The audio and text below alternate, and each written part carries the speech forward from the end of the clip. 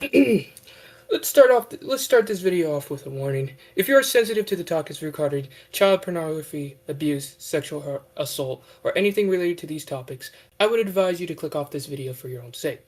With that out of the way, I'm your host Purple. I'm also joined by my best friend Emmet. Today we're going to be talking about a certain content creator by the name of Screaming Banshee, who had created a video of their takes on the fictional CM. Their views state, child sexual abuse material.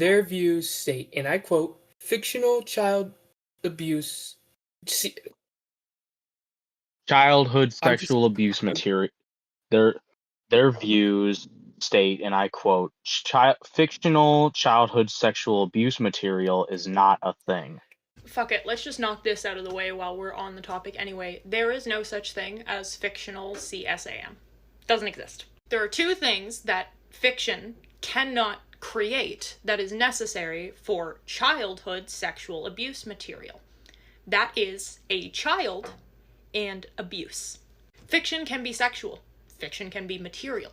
But abuse is a real-life term regarding the active harm of another person by someone who either creates an authority or has an authority. A child is a person, an actual person, someone who is capable of being hurt. A fictional character has no age. The age is dependent on the story they exist within, and it exists only to tell whatever story the author is trying to tell. Their age is a fictional device as much as any other piece of them is. The only harm that can come to a fictional character is the harm you impose on them as an author. And that harm is not actually felt by them. The emotions and reactions to that harm is also dictated by you as an author or an artist. By equivocating real-life childhood sexual abuse material to fictional representations, you dilute the actual trauma that people go through when they end up in these materials, when they end up having CSAM of them out in the world. You dilute that trauma when you compare it to fiction. I would like to understand the audacity you as a person could have to make a take like this. Fictional CAM is not a thing. What the hell? CSAM. What the hell is wrong with you? You're so confident, yet so very, very wrong. You say that fiction cannot create abuse, because abuse is active harm by another person, who either creates an authority or has the authority, which is factually incorrect. Now, to back this up, I have some claims, and I'll let Emmet take it from here with his takes, with depictions of CSAM. Childhood sexual abuse material. I gotta keep correcting you. Let's lay that out for you for a moment. According to them, their points on this are that the material being fictional rules out every point in the character being abused because it's fictional. Mind you, that is a point pro shippers make. Either way,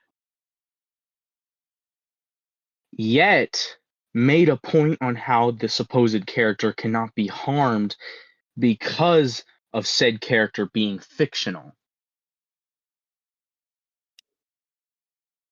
What way can an author or artist not convey or portray a character who represents or is stated to be a child? That borders off their creative process. You cannot say, you saying that fiction cannot create children or abuse is false. Every author has the ability to write a character in any way they want. And if they portray abuse in any way, it should be taken as seriously as real abuse. But when an author sexualizes that abuse or a child in any way, these are always taken. They are always taken because it is as serious as the real thing. Okay, thank you for that. Now, we have diluting real abuse. And another point, real abuse does not downplay or dilute the trauma when it is represented in fiction. The only feasible way it can be is when it's sexualized or fetishized. You're saying that abuse is diluted is a vile take, because the only way it could be diluted is when an author or artist sexualized said abuse, which is indirectly what you're defending. And who defines a sexual situation? Because conservatives like to say that drag shows are sexual situations. Conservatives like to say that conversations about gender ideology and queer people are sexual situations. Are you starting to understand the problem now? And with your points, you don't get to dictate other people's coping mechanisms. People who fetishize their own abuse are just as bad as the people who abuse them. You're allowing people to indulge themselves in one of the worst ways you can cope. You cannot argue with that sexualization of abuse is wrong, no matter who's doing it. And as a victim of child sexual abuse, aka rape, it's disgusting to fetishize or sexualizes your and or other people's abuse. Regardless of if you are a victim or not, it's disgusting and you should be ashamed of yourself. Now, we also have some fictional examples, exploitation/abuse.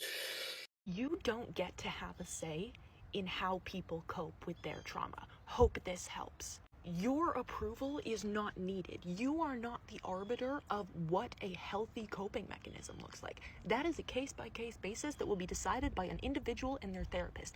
And go look up the studies on what therapists say about sexual material in fiction as a coping mechanism. Go and look it up. Go and look it up. Read the fucking studies. I'll tell you what defines a sexual situation. And as an example for sexual situations depicting minors. I'll take this over here. Alright, go ahead. And as an example for sexual situations depicting minors, I'll use Miss Kobayashi's Dragon Maid as an example. As someone who's watched the anime, the sexualization of its minor characters is an example of childhood sexual exploitation material, which is another form of saying childhood sexual abuse material. Mm-hmm. Being that the anime has situations where the characters are sexualized, Kana, a contextually minor, is sexualized, as well as the adult characters. During episode 6 of the anime, Kana goes over to her classmate Saikawa's house. A transcript of the wiki states, meanwhile, Saikawa and Kana go to Riko's room and start playing Twister, which Saikawa quickly loses at thanks to Kana's touch. Which, coming from someone who watched the episode, is a very, very light way of putting it. Most of the scenes in this episode are sexualized, risky angles, nosebleeds, specifically from Kana being near or touching Saikawa, sexual positions, etc. Not to mention Lukoa and Shota's relationship. Highlight his name being Shota because that's kind of ironic. Yeah, it is. The character Lukoa and her roommate Shota were also in the same episode. The episode being Shota's introduction, where in a scene, Lukoa tries to seduce Shota by offering her body as a payment of her living with Shota and his family. Mind you, Shota is a literal child, not just implied with the whole 800-year-old dragon excuse Kana has. Does that sound like childhood sexual exploitation to you? Or are you going to use the excuse of it's fictional to defend people's twisted fantasies? Can we get much higher? Okay. Oh, high. Now, I'll take it from Now you can take over. Here are my raw thoughts. Forgive me for what I'm about to say. With all that information out of the way, not only did they make a very stupid take that only a dumbass has to say, but it's just baffling how a grown adult is making a statement so horrible that it has me and a few of my friends scratching our heads in confusion. My only thoughts are, what made you think that waking up one day and going onto a platform and not using your brain, thinking your take is going to be for the better? Not only is the take terrible, It really shows that many people will agree with someone who's not only that, their videos not only that in their videos there are people in the comments section agreeing with their takes. Their own takes are so incredibly stupid. It just amazes me how you can say one thing and people will side with it. In other words, they're just indirectly in support of CAM and bluntly saying there's no such thing as fictional CAM. There's no such thing as fictional CAM, huh? Yeah.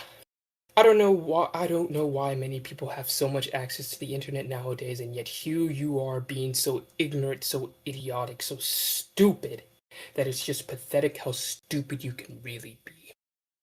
So here's what I have to say. I hope you can find help. I hope that you can actually understand what the fuck is wrong with you. 'Cause you, my friend, are a mentally ill person. Thank you for your time. My name is Diddy, and I'm here to say